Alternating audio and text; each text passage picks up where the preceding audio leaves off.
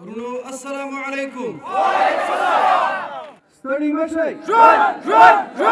60 سرباز قطعه خاص بعد از فراگیری یک دوره آموزشی 2 ماهه در پروان فارغ شدند. شیخ عبدالسمیع غزنوی از سربازان فارغ شده خواست تا مسئولیت خود را برای تامین آرامش مردم به درستی انجام دهند. دا د موږ تاسې مسؤلیت ده، دا د موږ تاسې مکلفیت ده.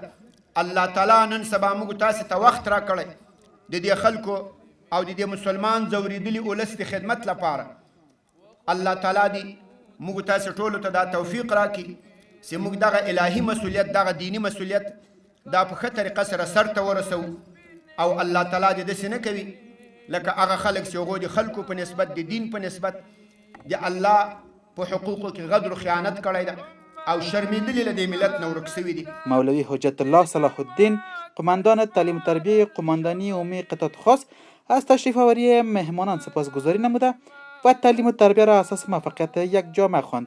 له درنو مشرانو نه ډیره مننه کوو، شکریه ادا کوو چې له موږ سره په دومره لرې پرته ساحه کې دا د ملګرو د خوشحالۍ په مراسمو کې شرکت وکړو. ډیره مننه یې کوو. ښوونه او روزنه دا د هرې ټولنې یو بنیاد ده. که په ټولنه کې ښوونه او روزنه په اعلی معیار وه، هغه ټولنه به هم په اعلی معیار برابریږي.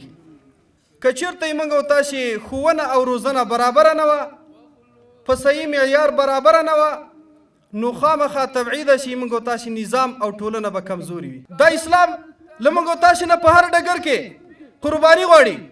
موږ به د خپل بدن په وینو باندې، د خپل بدن په خولو باندې، په خپلو سرونو باندې اسلام ته عزت ورکوو. محترمو، ټول د افغانیت دښمنان دې واوري چې موږ هغه څوک وو چې تاسو سره مو مقابله په تش لاس کړې.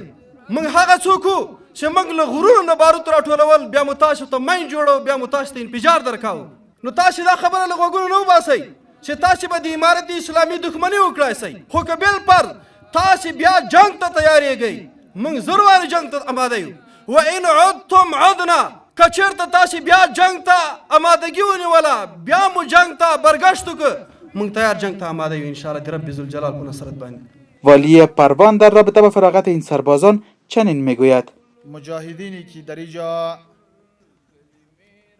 به خاطر حفظ نظام اسلامی عرق ریزی کردن، الله متعال این زحمات و تکلیف هاشان را به دربار خود قبول و منظور بگرداند. دشمنان قسم خورده نظام امارت اسلامی اعم از یهودی ها و صلیبی ها و غلامان حلقه به گوش آنها و جبهه بغاوت کفری و گروه خوارج و تکفیری داعش که اینها میخواهند که نظام امارت اسلامی را خدشه‌دار کنند و نمیخواهند که نظام اسلامی در اینجا بیشتر قوی بگردد. الله متعال این جوانها را همت و غیرتشان را زیاد کنه که این دشمنان نظام اسلامی را پودشان را به خاک بمالند. این افسران با اجرای تمرینات نظامی قوت خود را به نمایش گذاشتند.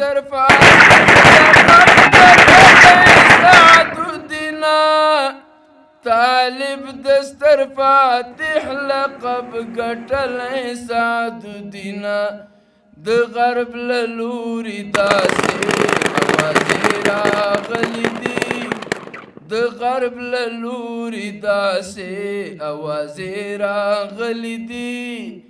کابل ته سپینې سپینې فرشتې راغلي دي، وخلو ته مو د شکر کلمې راغلي دي، وخلو ته مو د شکر کلمې راغلي دي.